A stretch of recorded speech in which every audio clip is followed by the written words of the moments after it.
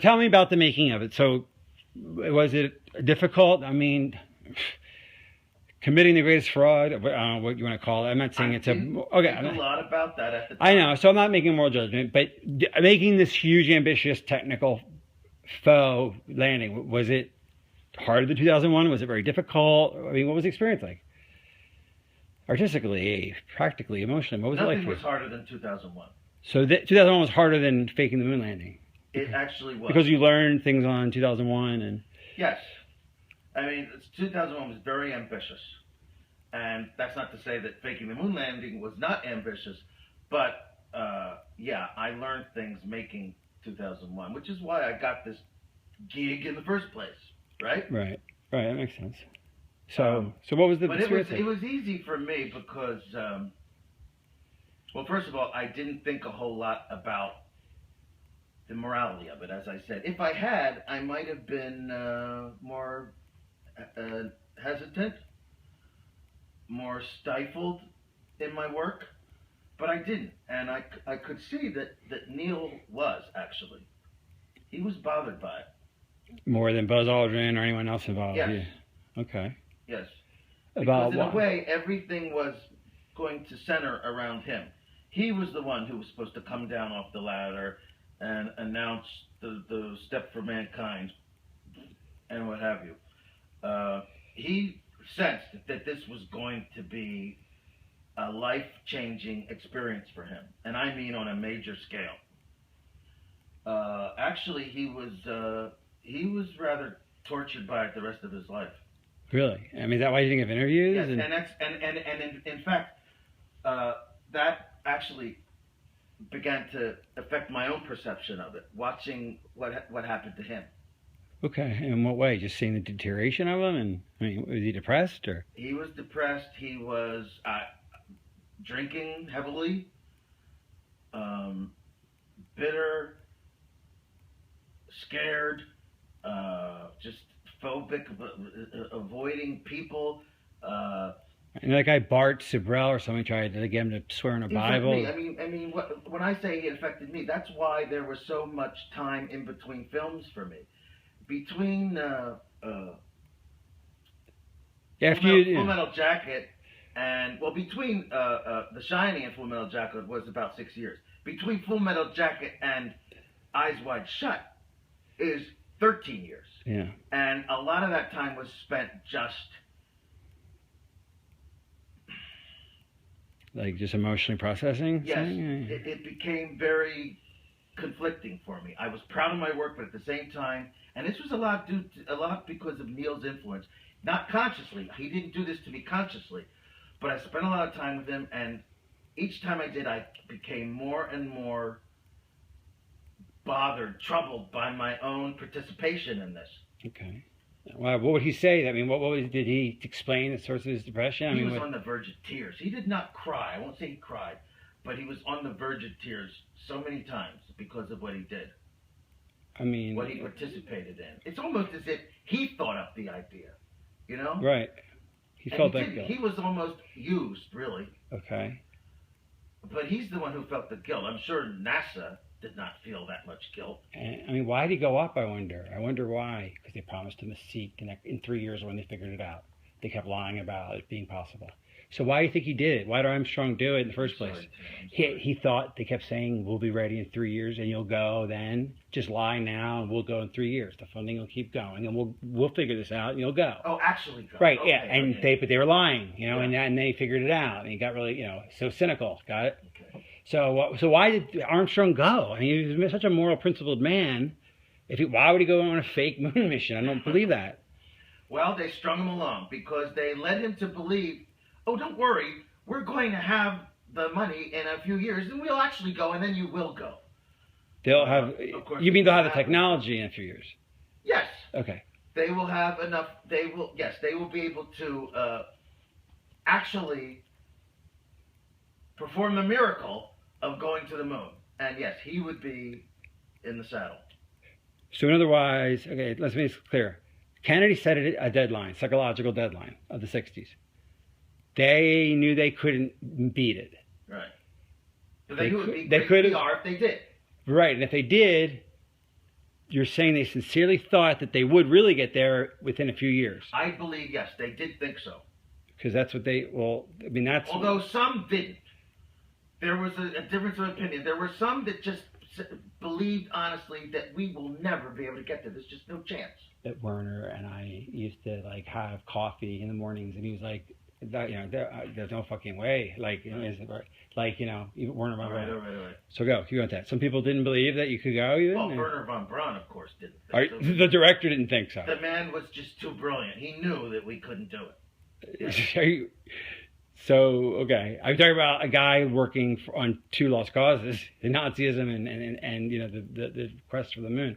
I mean, he really did, and he didn't tell them. I mean, did he ever tell them? Did he tell NASA? Like, did he tell the president we can't go? I mean, he must have been broke the news. He was very old, of course, at the time, and a lot of people just dismissed him. Younger, more ambitious people. Some of them really thought we could get there. Right. Or wanted to believe it. Maybe on a conscious level they knew we couldn't, but they just wanted to believe the impossible because they were so full of themselves. And so full of the dream. Yes. The dream was very powerful. And that's what beguiled Armstrong. Here is a noble stand-up guy, and he didn't want to be part of the lie, but he knew he'd get a seat if he played ball on when they actually did go up. He was too good for this. But that day never came, obviously. That day never came. And what did that do to him? I mean... It gradually destroyed him, I think. Okay. He deteriorated. Like I said, he drank a lot.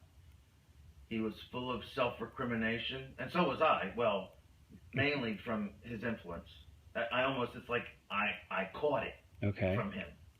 And now tell a story about, I talked to him one last time before his death, and he made me promise to get this news out. It was too great. It was, one last story. I died before him.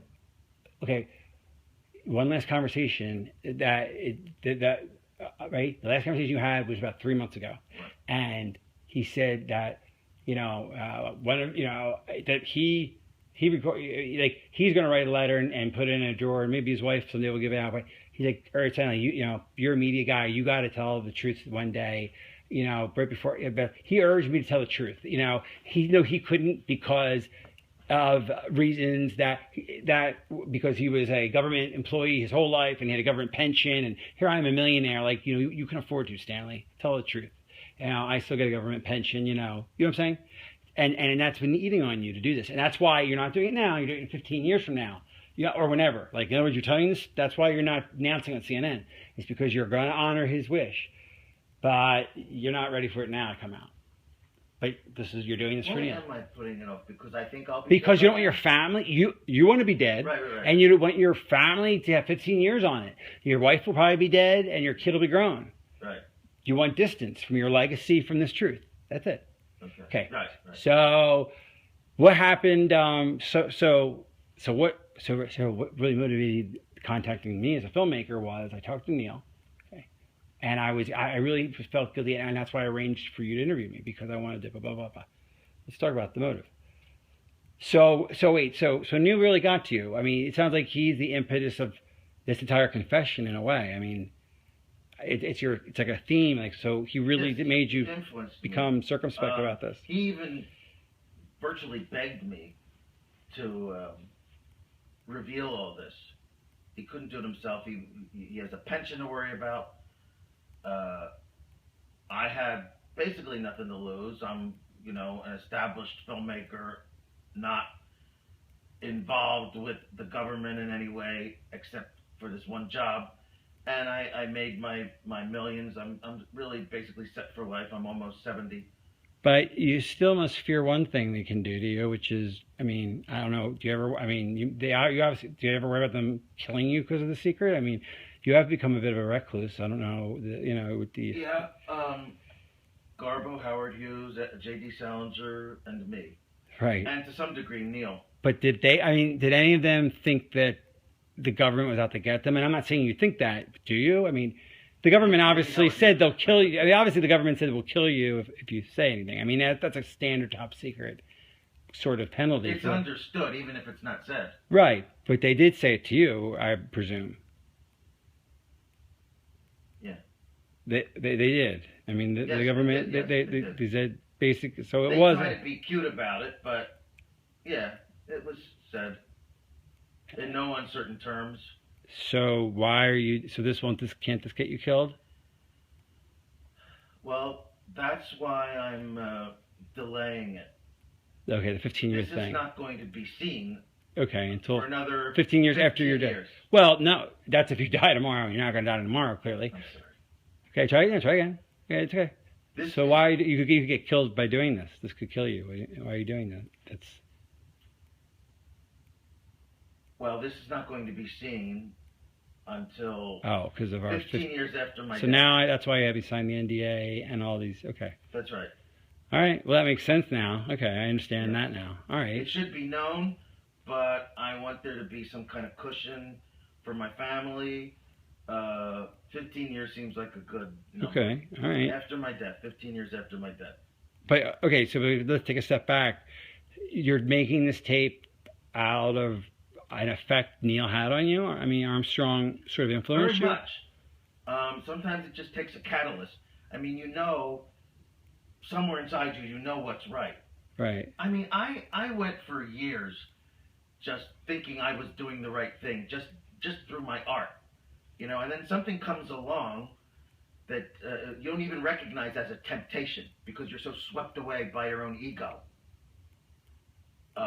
It took someone like Neil Armstrong and distance and time to hammer into me what this really meant about society, about myself, about the human condition even, which is what I'm about. So you must And feel very yes. proud and very guilty and proud of this thing. I mean, Yes, conflicted. I mean, I still think it's maybe it's a terrible thing to say, maybe not, but I look at that or even think of it, I just remember it, and I think this was my fucking masterpiece. Yeah. I still think so. Right. I mean, it's the greatest. Despite its flaws, it's my goddamn masterpiece. It's better than 2001. It's better than Paths of Glory or Clockwork Orange or Barry Lyndon or Doctor Strangelove. All of which I love, but and you're included now. That's the moon landing itself, and what a triumphal story that is. Were you involved in any of the other missions at all, or is that just the one? I mean, did they just take your thing, or was it a one-off, or did you do them all? I mean, you just did 11 and 13. They brought you back after 12 failed. Okay, just to do 13. That's it.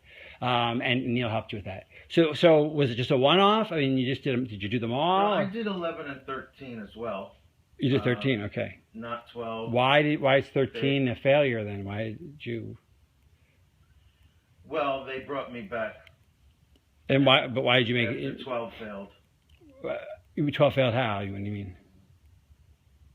How did 12 You fail? told me 12 failed. How did it? I'm asking you in character. How did 12 fail? Tim, can we stop? Nobody watched it. No one cared. Okay, yeah. Okay. I'm sorry. Okay, so you did 11 and 13. But why 13? Why did you make 13 and do like a failure? Why did you? Because 12 was a disaster. I mean, What do you mean? nobody Why? cared anymore. Did it? 72. Oh. By then, it was old hat almost. People just didn't care. And that's why they had to play golf up there. Okay, so. I mean, as if golf was watchable. Okay. I mean, Okay. if they'd had a horse race, that would have been watchable. That's true. But a golf match, I mean, a golf game on the moon. you know, Right.